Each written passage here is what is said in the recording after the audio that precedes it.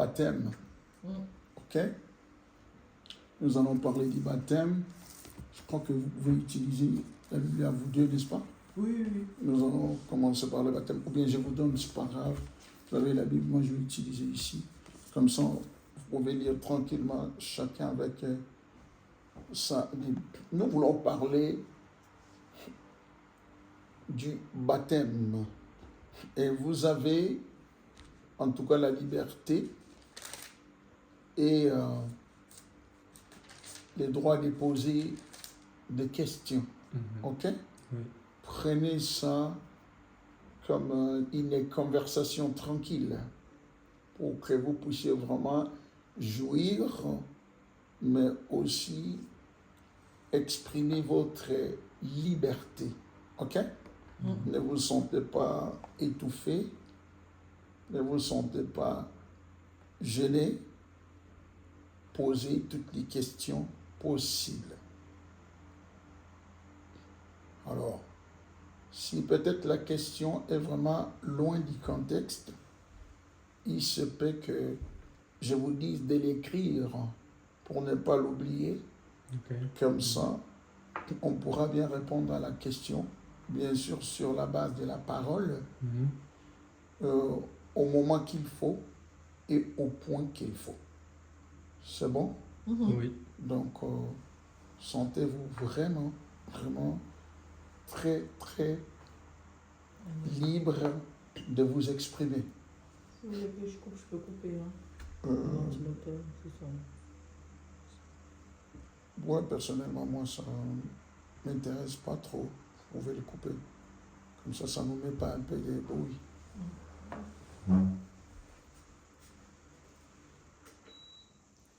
Voilà, merci beaucoup. Alors, nous allons parler sur le baptême. C'est étonnant de voir que quand Poupi est venu me chercher dans la voiture, elle m'a posé une question. Puis je me suis dit, mais le Saint-Esprit est tellement magnifique. Pourquoi? Parce que elle m'a posé la question de savoir si dans la Bible, s'il y avait plusieurs baptêmes. Et puis j'ai rigolé. Puis elle n'a pas compris pourquoi tu rigoles. Moi j'ai dit, parce que c'est étonnant, parce que ça fait partie de l'enseignement que j'ai élaboré pour le baptême de Théo. Et je lui ai dit, comme tu conduis, je ne vais pas trop en parler, mais on va en parler quand on arrive. Exactement. Donc, c'est ça la première des choses que je voudrais d'abord dire. Vous pouvez écrire, il y a 2 baptêmes dans la parole de Dieu. Il y a 2 baptêmes. Ouais. Il y a 2 baptêmes dans la Bible.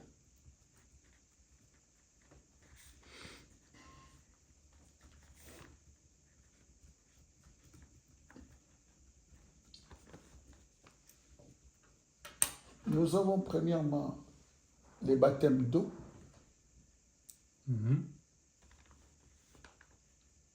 Baptême d'eau numéro 1.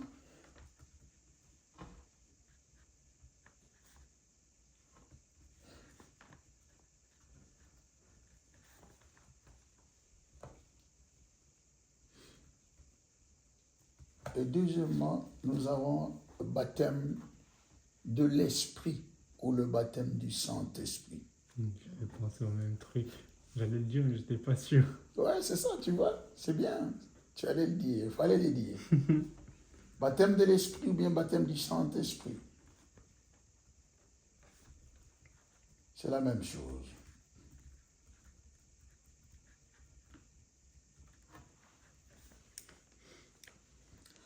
Alors, nous voulons lire la parole de Dieu pour confirmer que ce que je suis en train de dire, c'est vraiment la parole du Seigneur. Ok? J'ouvre une petite parenthèse que je ne vais pas développer. Il est important quand quelqu'un vous enseigne, ou quelqu'un vous prêche, ou quelqu'un prophétise sur vous, que vous ayez vous-même aussi la responsabilité d'aller fouiller dans la parole du Seigneur pour voir si ce que la personne vous a enseigné, vous a prêché, vous a exhorté, a prophétisé, est lié à la parole du Seigneur, la Bible. Amen. Amen. C'est pour cette raison que nous allons partir dans l'évangile selon Matthieu pour que nous puissions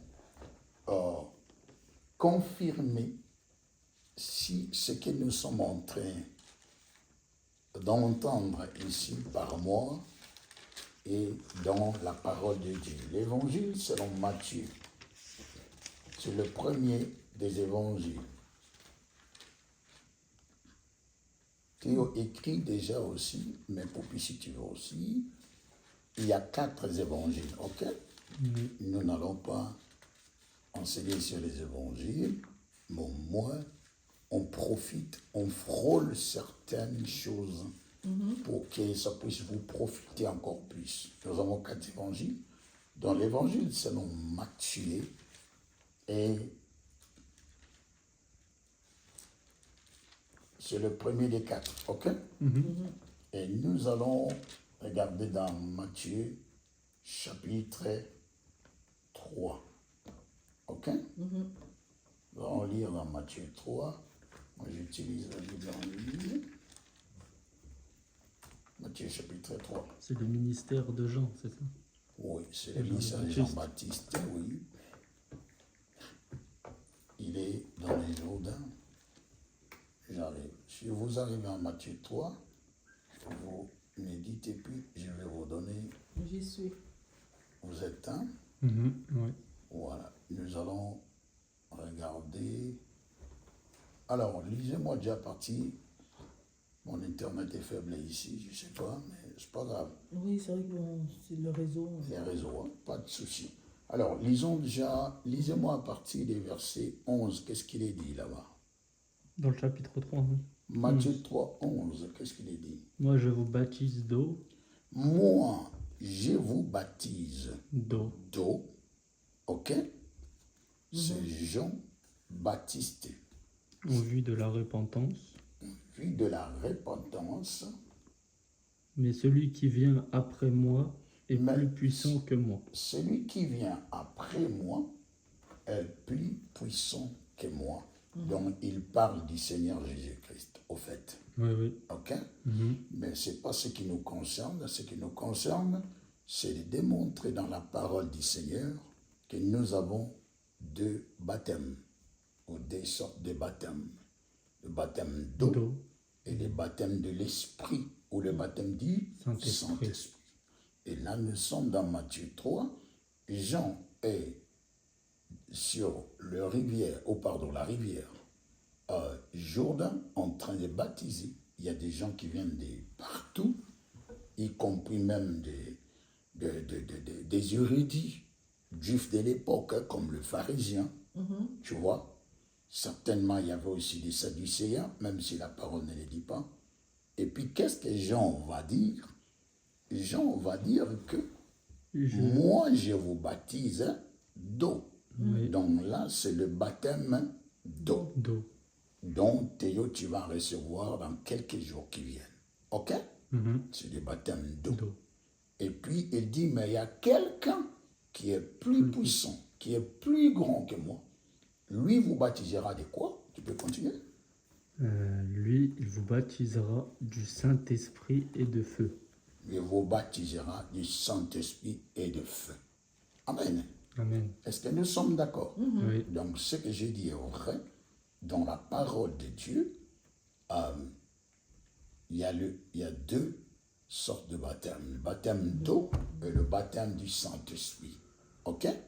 Ça, c'est le seul point qu'on a voulu voir. On va encore le prouver dans d'autres passages bibliques. Ok? Pas seulement dans Matthieu 3.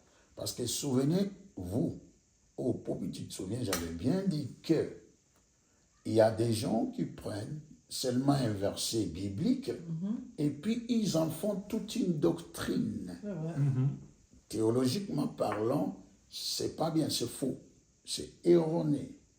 Donc, une doctrine est formée d'un corps de passages qui traitent une thématique spécifique, une thématique particulière. Ok? C'est pas seulement un seul verset et en faire toute une doctrine. C'est la raison pour laquelle j'ai dit que nous allons maintenant voir si c'est vrai dans la Bible, il y a deux sortes de baptêmes. Si c'est vraiment une doctrine biblique vraie, qu'il y a deux sortes de baptêmes, baptême d'eau et le baptême du Saint-Esprit. Très bien, Théo, bien répondu. Nous allons passer maintenant dans les livres des Actes des Apôtres. Parce que comme nous sommes déjà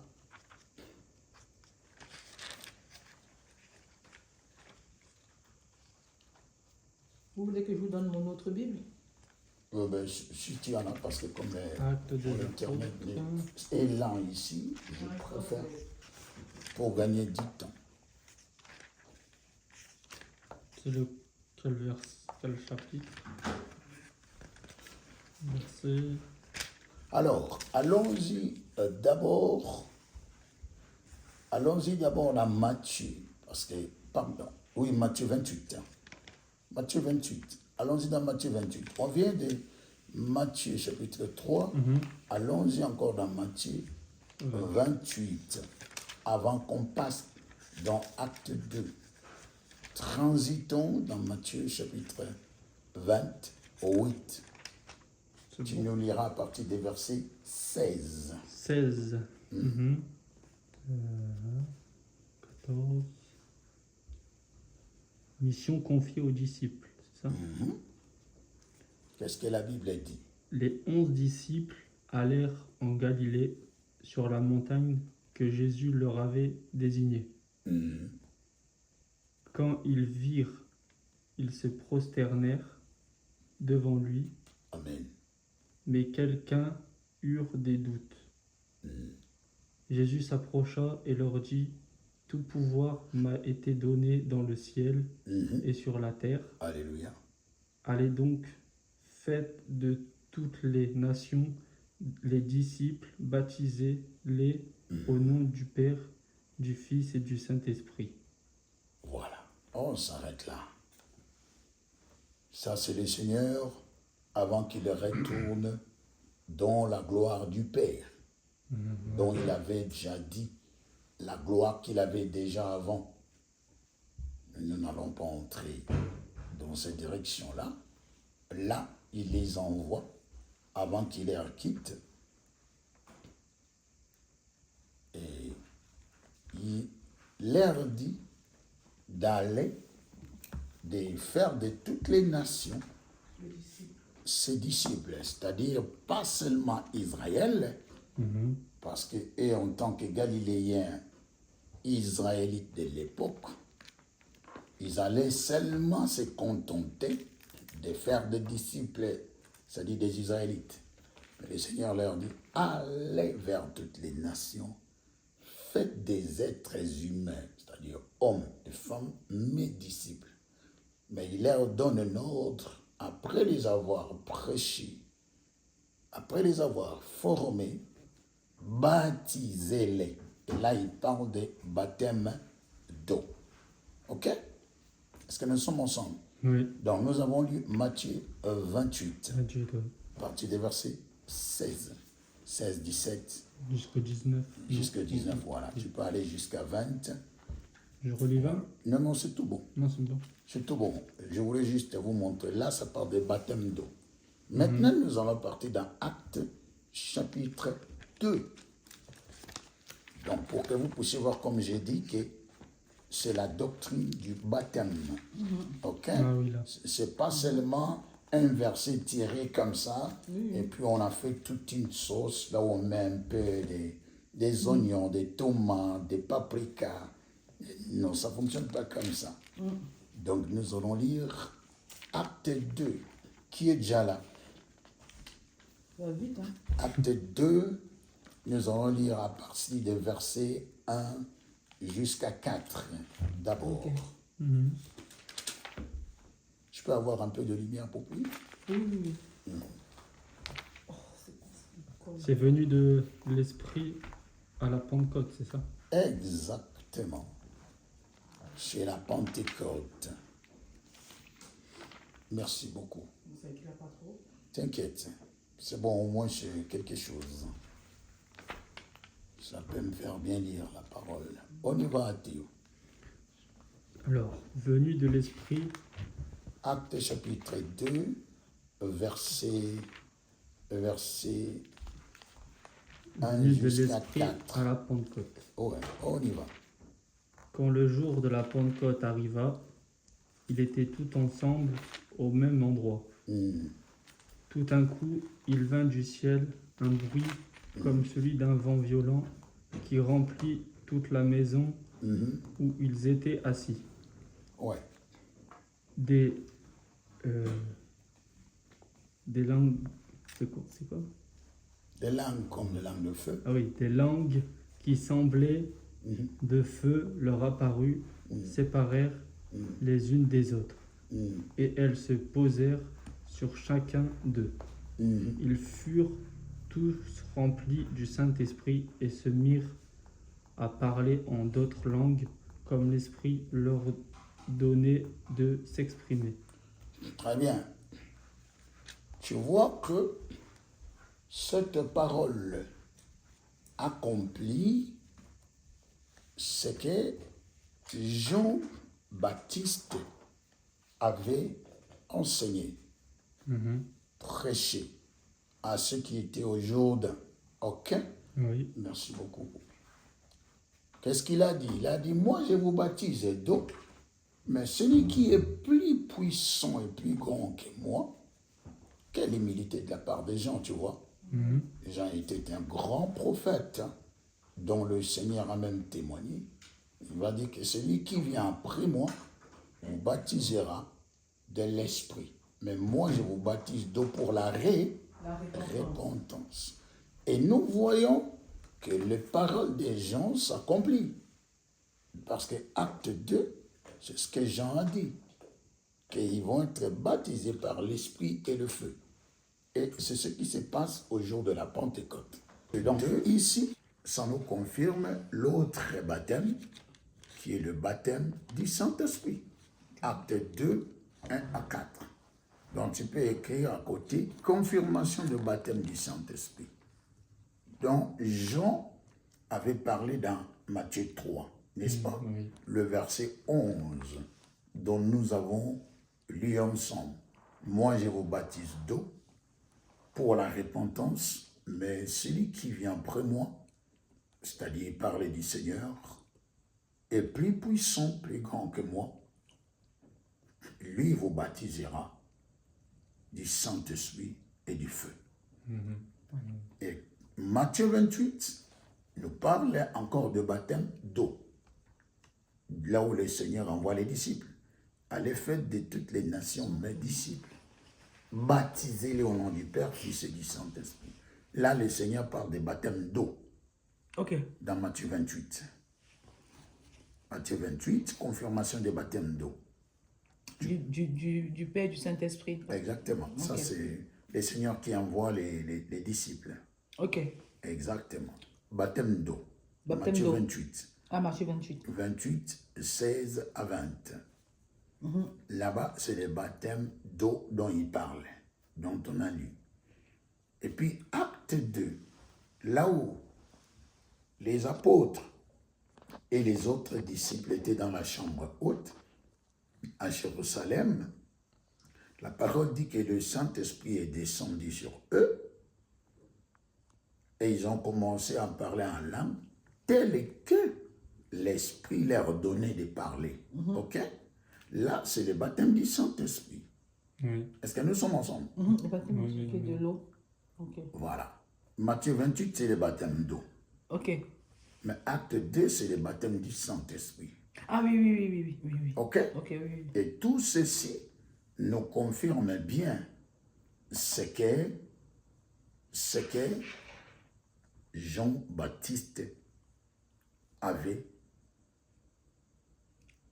enseigné ou prêché pendant qu'il était au Jourdain. C'est bon? Oui, oui. Très bien. Donc, c'est ça que je voudrais vous faire voir, que c'est vraiment toute une doctrine biblique. C'est pas seulement un verset qu'on a tiré et puis on en a fait toute une grande sauce selon ce qui nous plaît. Non. Mais c'est vraiment la parole établie. Et c'est vraiment ce qu'on appelle de la normative. OK? C'est-à-dire c'est d'une norme où on ne peut pas l'échapper. OK? Ok. Nous allons voir encore d'autres passages. Vous êtes toujours dans Acte 2. Nous allons lire le verset 41 et 42.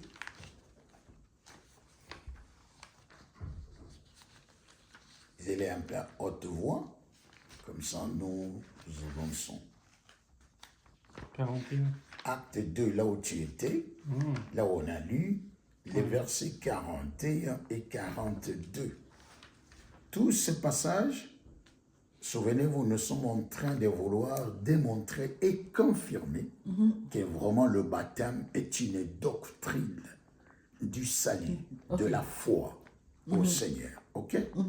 Que ce n'est pas un seul passage isolé qu'on a essayé de... Non, c'est vraiment de la doctrine. Acte 2, nous passons au verset 41 et 42. Qu'est-ce que la parole dit?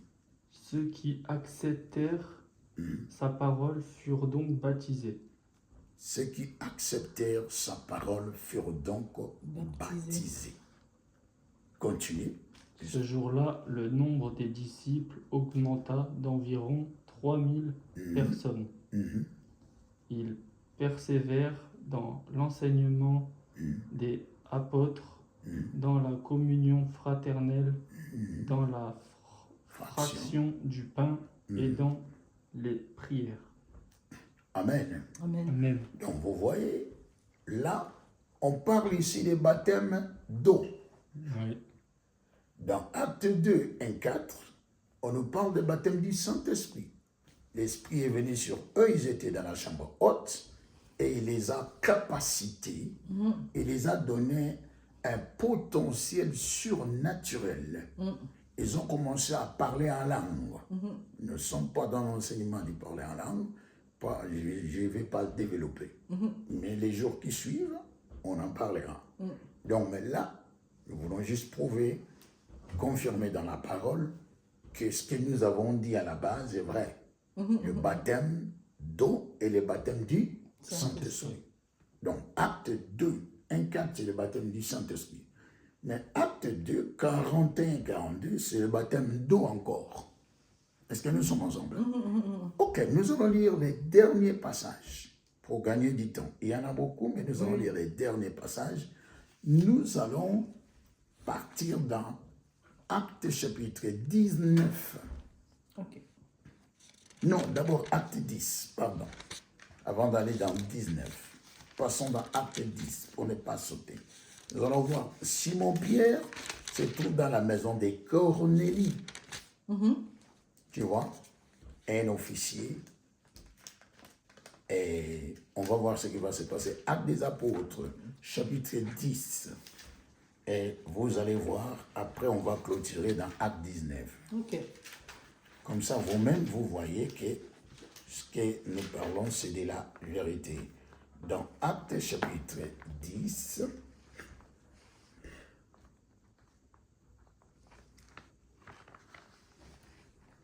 alors,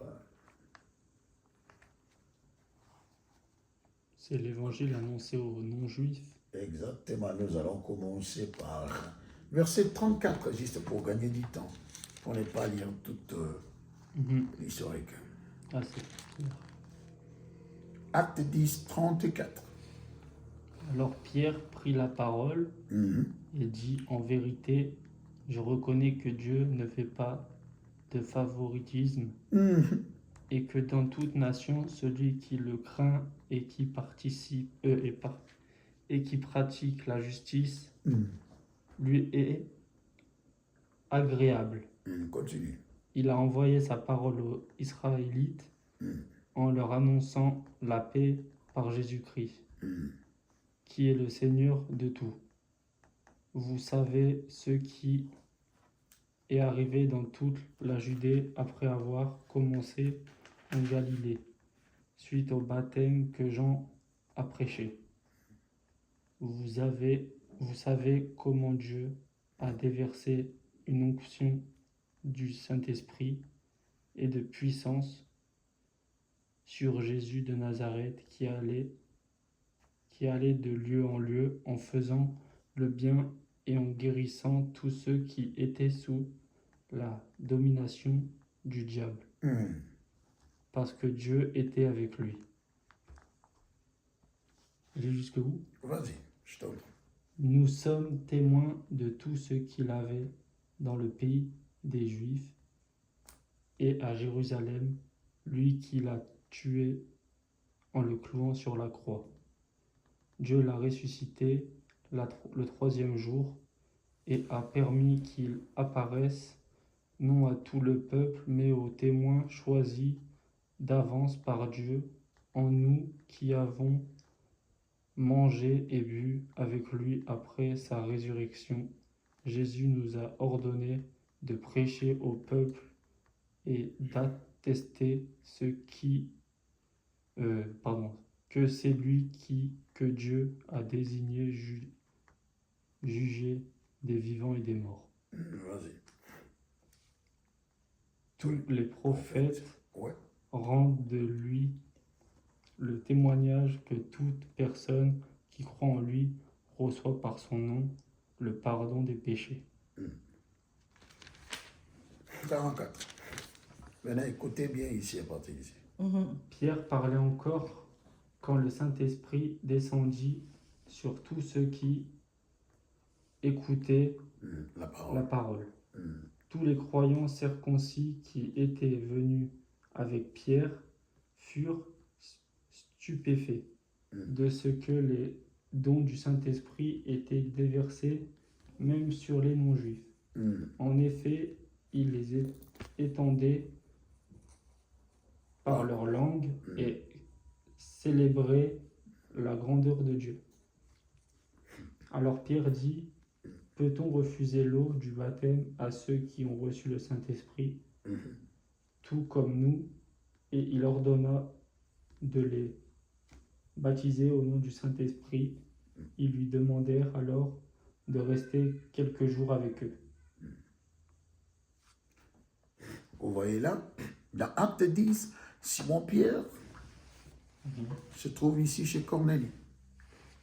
Avant, comment est-ce qu'il s'est trouvé ici? Il était chez un homme qui est son homonyme, qui s'appelle Simon les Courroyeurs, qui habitait au bord de la mer. Et pendant qu'il priait, il eut faim et il voulait manger. Et pendant qu'on préparait de la nourriture pour lui, Simon, qui était en prière, est tombé en transe. Dans sa vision, c'est-à-dire il a été transporté en esprit, il a eu une vision. Je ne peux pas tout raconter, ça sera toute une longue histoire, vous pouvez les lire dans Acte 10 là.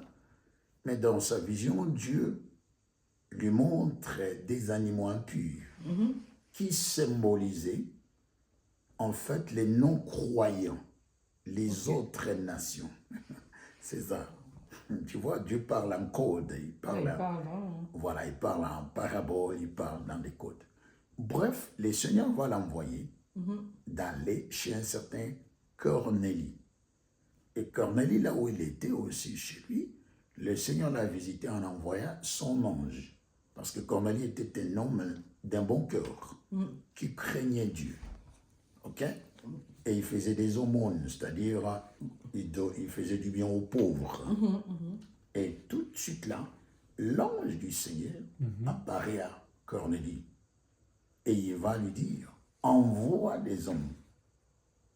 OK? Et là, il y a un monsieur qui s'appelle Pierre qui vient. Bref, ça s'est fait, c'est là où Simon se trouve maintenant ici, dans la maison de Cornélie. Et quand Simon est là, on voit qu'il y a tous les deux baptêmes dont nous parlons. Maintenant, on arrive à ce qu'on voulait dire. Les deux baptêmes vont prendre place. Le baptême, ici, l'ordre est renversé par le Seigneur lui-même. OK? Au lieu qu'ils aient d'abord le baptême d'eau, mais ils vont avoir d'abord le baptême de l'Esprit. Je crois que le Seigneur l'a fait exceptionnellement pour choquer dans les bons sens, mais pour aussi causer de l'admiration et de la crainte de Dieu vis-à-vis des Juifs qui étaient là. Parce qu'ils ne pouvaient pas croire que d'autres nations pouvaient recevoir les dons du Saint-Esprit comme eux. Mais on voit que le Saint-Esprit descend dans la maison de Cornélie et il va baptiser les gens qui étaient là-bas. Tel qu'il avait fait dans Acte 2. Vous vous souvenez, on a lu Acte 2? Exactement. Ils sont baptisés et ils parlaient en langue. Donc les Juifs qui étaient là étaient scotchés de l'émerveillement de la grandeur de Dieu. OK? Et tout de suite là, Simon va avoir certainement des directives de la part du Saint-Esprit. Et il va dire, ils sont déjà baptisés par le Saint-Esprit, qu'est-ce qu'on peut encore attendre? Ou bien leur refuser le baptême d'eau. Et il les a baptisés dans l'eau. OK?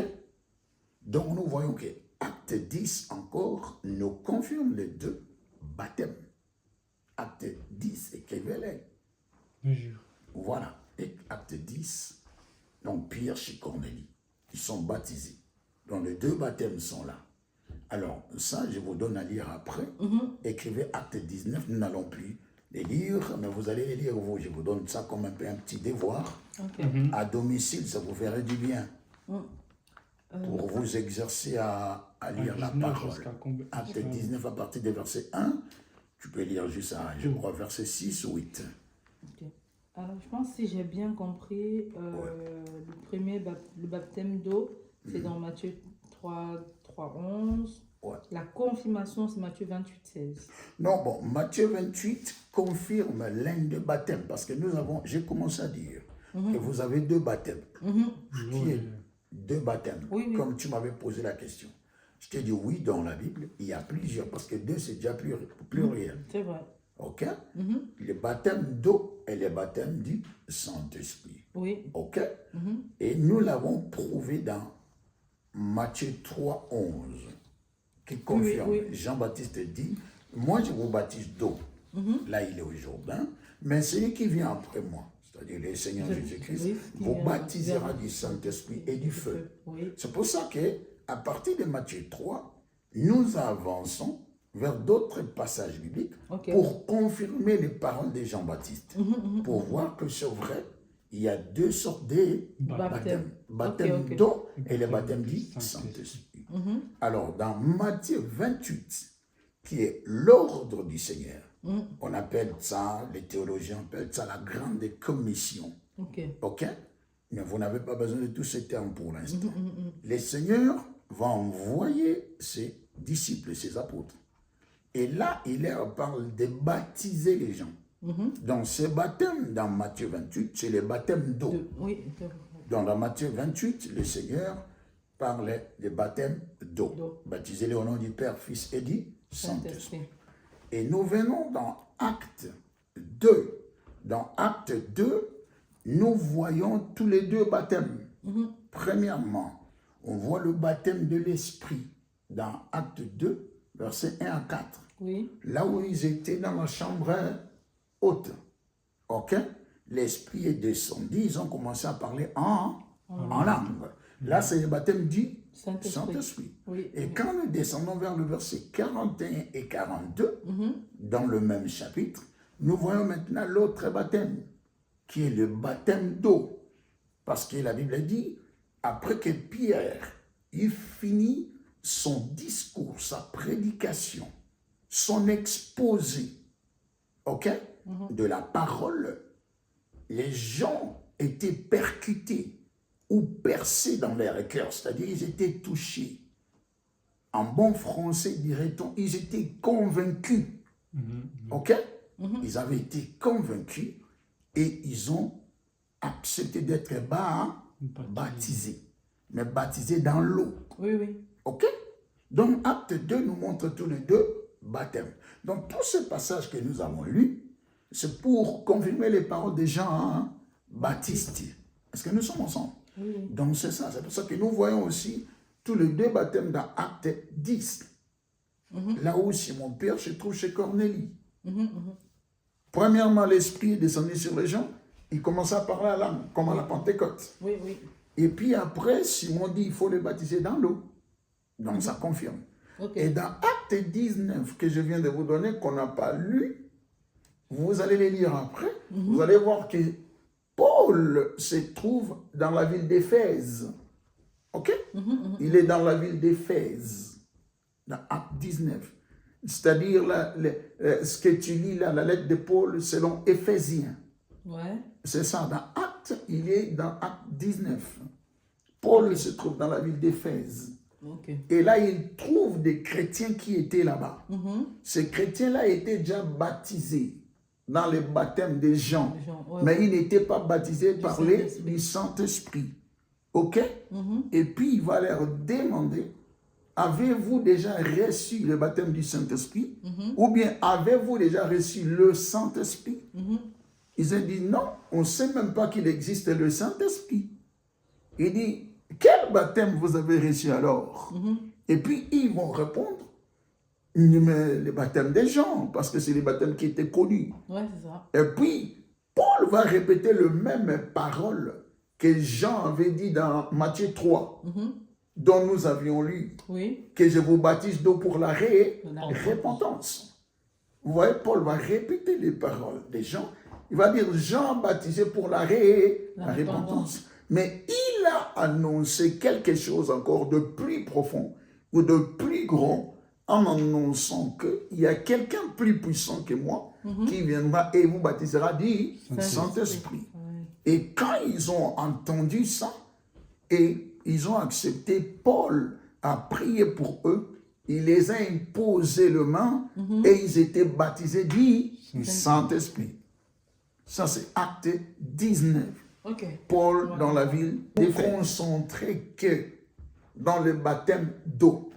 Ok? Là, c'était juste pour vous montrer qu'il y a deux sortes de baptêmes.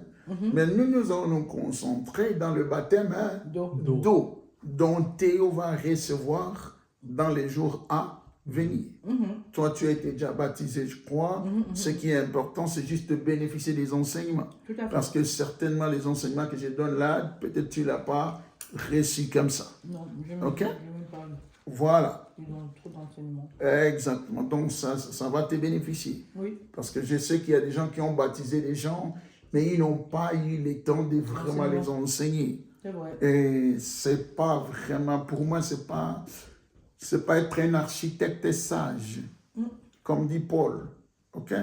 Il le dit bien dans 1 Corinthiens 3, comme un architecte sage, je posais des bons fondements. Que celui qui baptise avec sagesse, qu'il fasse attention. Donc, pour baptiser quelqu'un, j'aime vraiment donner des enseignements pour que la personne sache qu'il s'agit de quoi.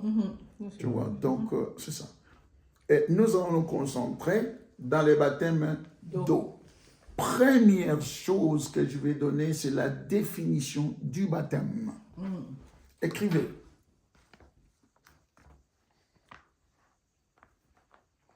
Définition du baptême.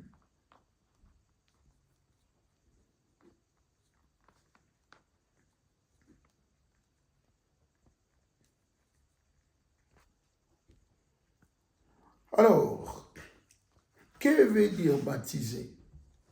Je vais vous donner ça dans deux langues, mais ça va revenir presque au même. Ok? Right. C'est pour ça que je vous ai dit d'écrire, parce que si vous gardez bien vos notes, à votre tour, On peut ensuite- vous pourriez un jour le Expliquer. transmettre aux on peut autres. ensuite- C'est ça le but. Mhm. C'est ça le but. Amen. Paul dit dans 2 Timothée, chapitre 2, verset 2. C'est facile à mémoriser. 2 Timothée 2, verset 2. Donc 2, 2, 2. OK? Facile. 2 Timothée 2, verset 2. Donc 2, 2, 2. C'est ça. Paul dit, les enseignements que tu m'as entendu enseigner et mon comportement, ma façon de faire, toi aussi, transmets-les aux autres personnes de confiance. Pas n'importe qui. Personnes de confiance qui vont aussi les transmettre aux autres. Ok. C'est comme ça que le royaume du Seigneur va C'est s'étendre dans ce monde jusqu'à son retour. Donc c'est pour ça que si vous écrivez bien vos notes, vous allez être capable de les transmettre aux autres un jour. Donc ça dit quand on aura des nouveaux convertis qui vont accepter les seigneurs, au lieu que moi je puisse toujours être là, enseigner, eh bien je suis aussi en train de vieillir un peu, même si je suis pas encore la canne, hein, mais donc ça sera bien, ça sera votre tour d'enseigner C'est ce ça. que moi je vous ai enseigné. Ok? Amen. C'est comme ça. C'est vrai. Praise the Lord, comme on dit. Alors, définition de baptême. Il faut comprendre que quel que soit en français,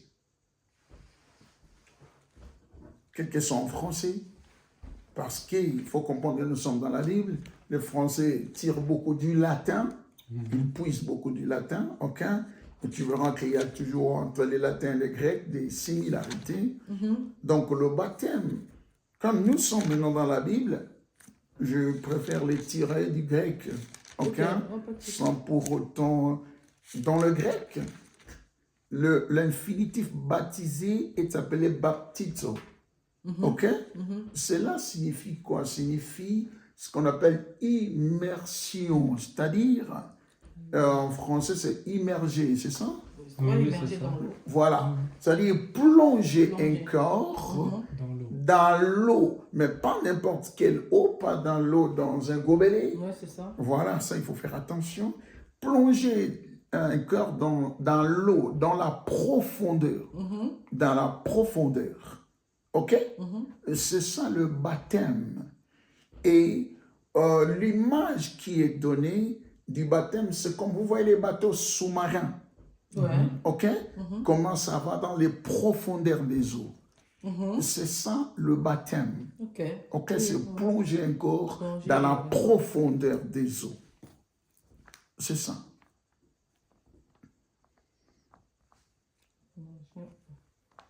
Encore.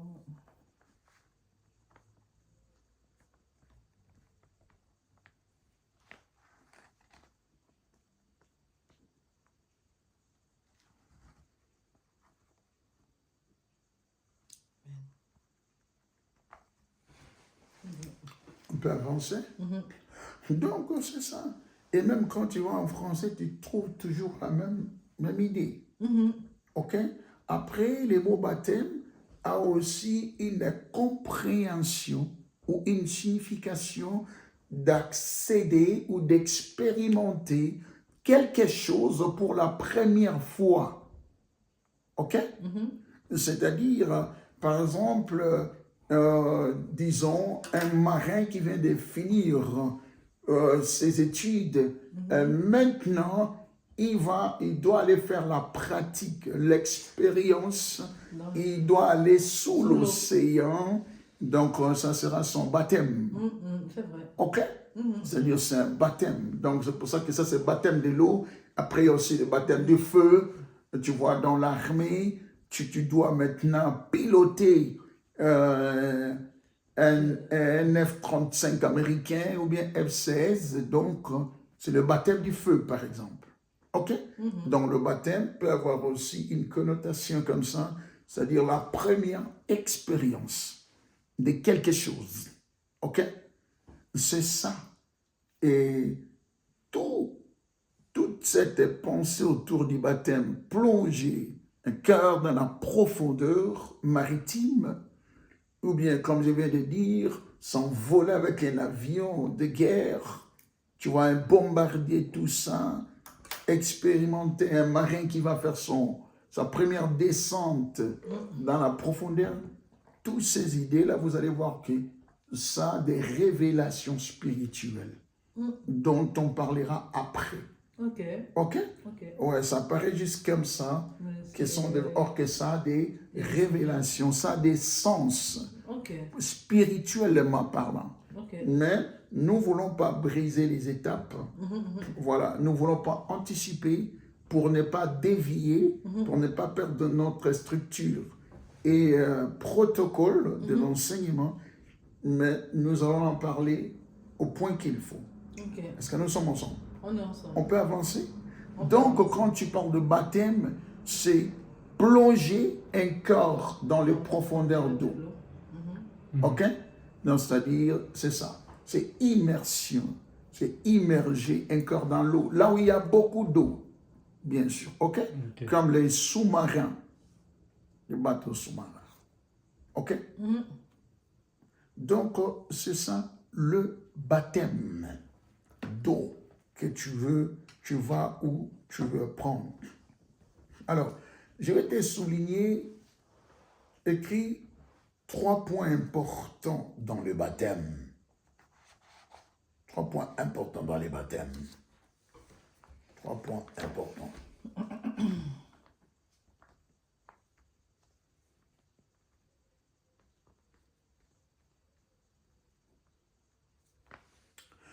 Alors, il y a 3 points très importants dans les baptêmes. C'est d'abord l'enseignement biblique. Un enseignement biblique.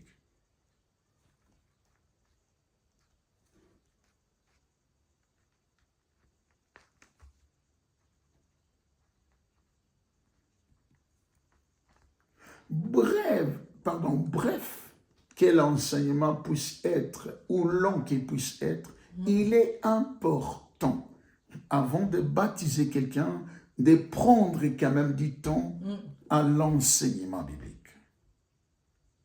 Très important. Pourquoi? Par la simple raison, si vous lisez les passages que nous venons de lire, vous allez voir que tout commence toujours par la parole de Dieu. Ok? L'enseignement biblique est important. C'est-à-dire, quand je dis l'enseignement biblique, je ne parle pas de l'enseignement biblique en général, ni l'enseignement biblique d'autres thématiques bibliques, mais je parle de l'enseignement biblique sur le baptême. C'est ça. Ok?